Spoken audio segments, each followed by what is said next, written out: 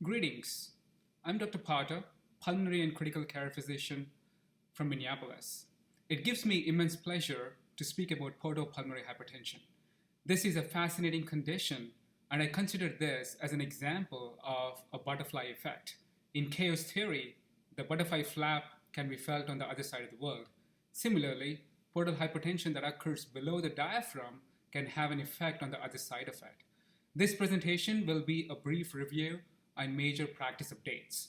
Before I begin, I have no conflicts of interest and no financial disclosures. Pulmonary hypertension is defined as elevated blood pressure in the pulmonary vasculature. Predominantly, this is classified into two different phenotypes: pre-capillary pulmonary hypertension and post-capillary pulmonary hypertension. If the wedge pressure, which is a surrogate of left atrial pressure, is greater than 15, this is referred to as post-capillary pulmonary hypertension, and very commonly this is seen in heart failure. If the wedge is less than 15, this is referred to as pre-capillary pulmonary hypertension, and this is secondary to remodeling of pulmonary arteries, and hence also referred to as pulmonary arterial hypertension. Pre-capillary pulmonary hypertension has many different causes. All these conditions, as listed on the slide, must be ruled out before labeling someone as portopulmonary hypertension. And in fact, portal hypertension of any cause may result in pulmonary hypertension, whether this could be hepatic or extrahepatic causes of portal hypertension, whether there could be cirrhosis or non-cirrhotic causes of portal hypertension.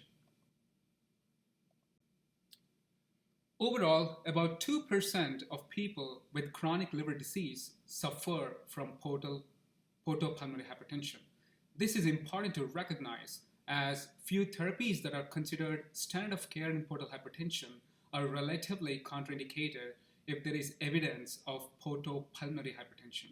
In addition, diagnosis of portopulmonary hypertension is associated with worse outcomes.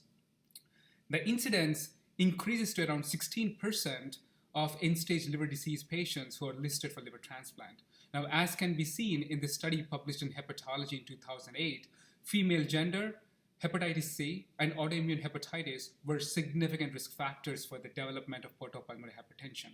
Interestingly, MEL score was not significantly associated with severity of portopulmonary hypertension. Now, what is the pathophysiology of this fascinating condition? It seems that any cause of portal hypertension increases endothelin levels and tumor necrosis factor that can activate macrophages. Depending on the polarity of macrophage activation, it can either lead to hepatopulmonary syndrome or portopulmonary hypertension. If the endothelin levels results in stimulation of nitric oxide synthetase, that can cause angiogenesis and that can result in hepatopulmonary syndrome. Whereas if the endothelin levels is more of inflammatory phenotype, it can release vasoactive peptides, causing pulmonary arterial constriction and remodeling, causing portopulmonary hypertension. Now, these both conditions are completely different in terms of diagnosis, prognosis, and management. In short, hepatopulmonary syndrome presents predominantly with hypoxia, more severe in sitting position, and liver transplantation is in fact the cure for hepatopulmonary syndrome.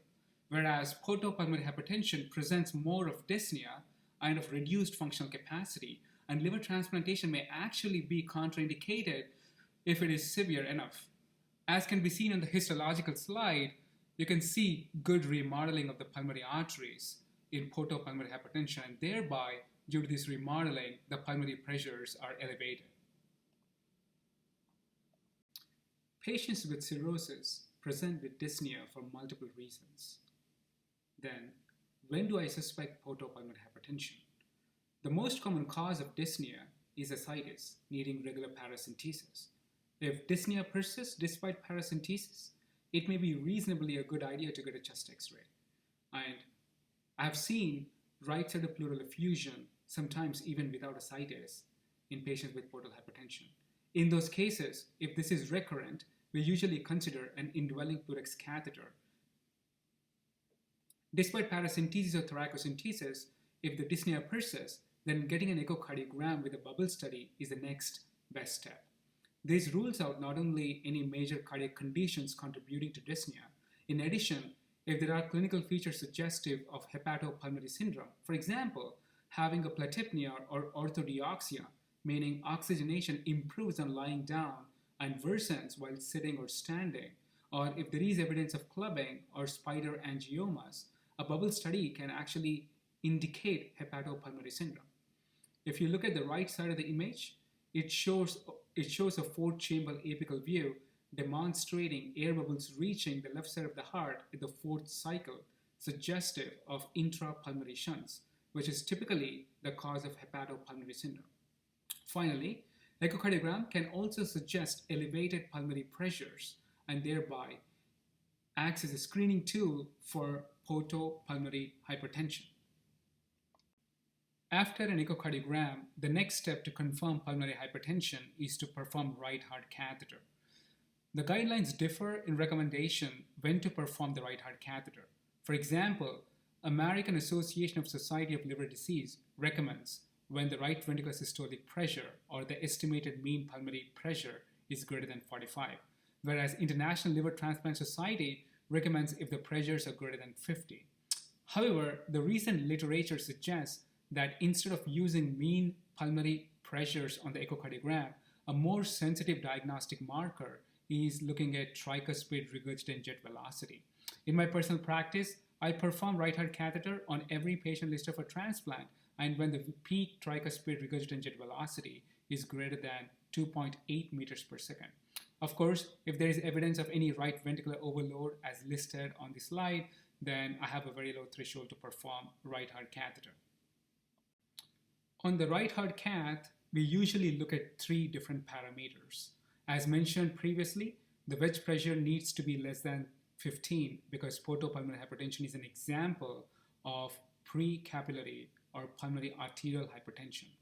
Traditionally, the criteria that was used to define pulmonary hypertension was mean pulmonary arterial pressure exceeding 25. But however, nowadays, based on the evidence, the diagnostic criteria has been redefined. The mean pulmonary arterial pressure threshold was decreased to 20, and an elevated PVR greater than 3 Wood units is required for the diagnosis. This PVR criteria is important because pulmonary arterial pressures can be elevated in cirrhosis due to hyperdynamic circulation, and this elevation alone may not truly represent portopulmonary hypertension. Once pulmonary hypertension is confirmed in a right heart cath, and if there are clinical manifestations of portal hypertension such as ascites or varices, no other additional testing is required and we can go straight to therapy. However, sometimes clinical features of portal hypertension may not always be present. In that scenario, I usually begin the workup with Doppler of portal vein to look for biphasic or flow reversal, as seen on the image on the right side, which represents abnormal hepatofugal portal flow suggestive of portal hypertension. At times, measurement of hepatic venous pressure gradient is very helpful. A pressure gradient of greater than 5 indicates portal hypertension. Usually, the right hepatic vein is catheterized using a 4 French balloon occluding catheter to measure the wedge pressure. Hepatic venous pressure gradient also correlates with the risk of decompensation in cirrhosis. In majority of patients, portal hypertension manifests earlier than pulmonary hypertension. However, 5 to 15% of the times, they are referred primarily for pulmonary hypertension, and on further evaluation, we identify portal hypertension as the cause. Once portopulmonary hypertension is confirmed, probably the first step is to withdraw beta blockers. To safely do so, endoscopy with variceal banding has to be performed first, and then gradually, over a week, beta blockers are tapered.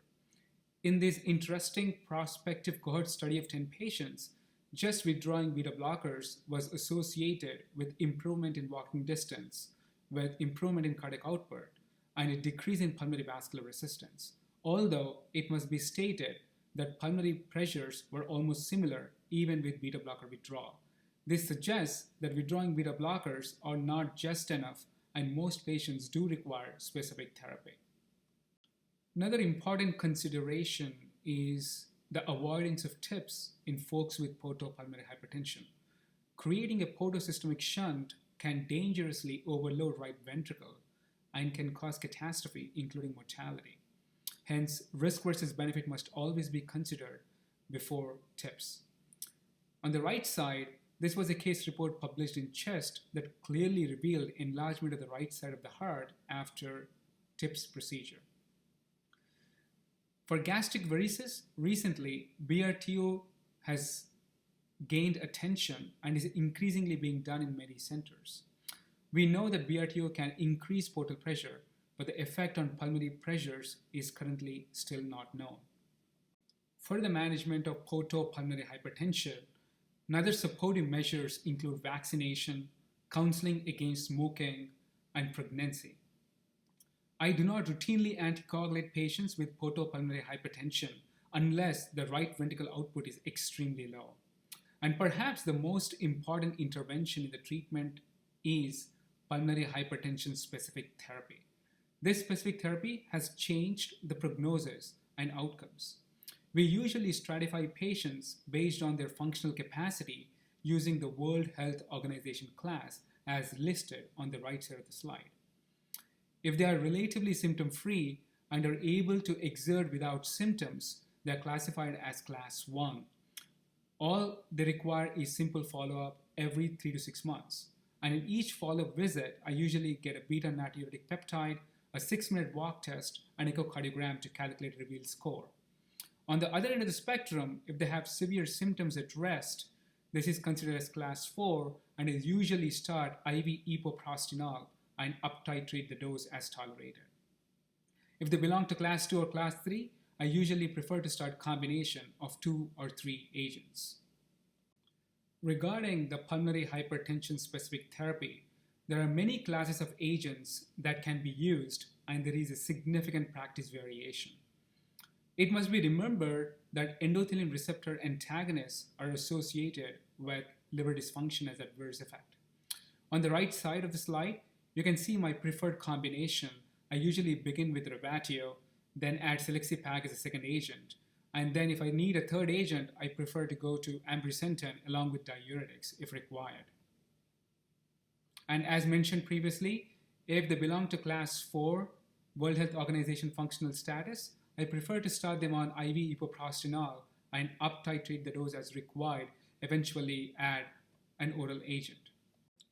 Traditionally, portopulmonary hypertension was considered an absolute contraindication for liver transplantation, since this is associated with a very high perioperative mortality of around 50%. This is due to severe hemodynamic shifts that occur during IVC clamping and reperfusion of the graft. However, recent data suggests that if we can bring down the pulmonary pressure safely with specific therapies, then liver transplantation is actually associated with better outcomes. In the US, a diagnosis of portopulmonary hypertension is actually considered a MELD exception, and MELD is upgraded by 10% every 3 months for those who are listed on the transplant. In fact, a meta-analysis that was published in Hepatology in 2020 suggested that almost 50% of patients actually become eligible for liver transplant with initiation of pulmonary hypertension specific therapy. The ideal conditions for considering liver transplant in patients with portopulmonary hypertension are when the mean pulmonary arterial pressures are less than 35 and pulmonary vascular resistance is less than 2 Wood units. Preferably, pulmonary vascular resistance less than 1.5 Wood units is associated with the best outcomes after liver transplant. The study looked at a multi-center database and identified that almost 45% of patients were denied of liver transplant due to severe portopulmonary hypertension. Of those who received transplant, around 36% of patients died during the first 3 weeks. Of them, 5 deaths have occurred intraoperatively. A common risk factor for all these deaths was elevated pulmonary vascular resistance, and that can be seen on the right side of the slide in Table 5. If we closely examine Table 7, despite similar mean arterial pressures, despite similar mean pulmonary arterial pressures, and elevated pulmonary vascular resistance was associated with high mortality. Therefore, it may be safely concluded that pulmonary vascular resistance is the single most important and independent prognostic marker for perioperative mortality in folks with portal pulmonary hypertension. Now, what are the long-term effects of liver transplantation? As previously mentioned, liver transplantation is not a cure for portal pulmonary hypertension. However, 50% of patients did not require pulmonary hypertension specific therapy after the transplant. Of those who required therapy, 25 to 33% of patients could be safely transitioned from IV regimen to oral regimen by about 8 months, as seen in this above study. Another 20% of them actually required escalation of therapy. In conclusion, pulmonary hypertension is associated with worse outcomes in any cause of portal hypertension. In fact, based on revealed registry, portal pulmonary hypertension is associated with poor prognosis of all other causes or types of group 1 pulmonary hypertension. When a patient with portal hypertension presents with dyspnea, despite regular thoracocentesis or regular paracentesis, the first step should be echocardiogram. The recent data suggests that instead of looking at estimated pulmonary pressures on echocardiogram, a peak tricuspid regurgitant jet velocity has better diagnostic sensitivity. Referral to pulmonology or pulmonary hypertension specialist must be considered when a peak tricuspid regurgitant jet velocity exceeds 2.8 meters per second. Right heart catheter should be performed in all cases of pulmonary hypertension. When a diagnosis of portal hypertension is in question, hepatic venous pressure gradient may be helpful. Once portal pulmonary hypertension is identified or confirmed, beta blockers must be safely withdrawn and tips must be avoided based on the risk versus benefit. And pulmonary hypertension specific therapy must be initiated based on the functional status. My favorite combination is the combination of Rebatio, Selexipag, and Ambrisentan. In case of class 4, I prefer to go directly to IV epoprostenol. It is important to note that with this pulmonary hypertension specific therapy, about 50% of patients actually become eligible for liver transplantation.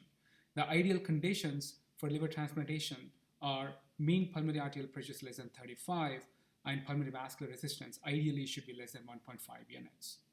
Finally, a very high pulmonary vascular resistance, probably greater than 250, is an independent prognostic factor for perioperative mortality. With this, I conclude my presentation. Thank you all for your time. I would like to thank organizers for inviting me to speak on this topic. I'll be ready to take any questions.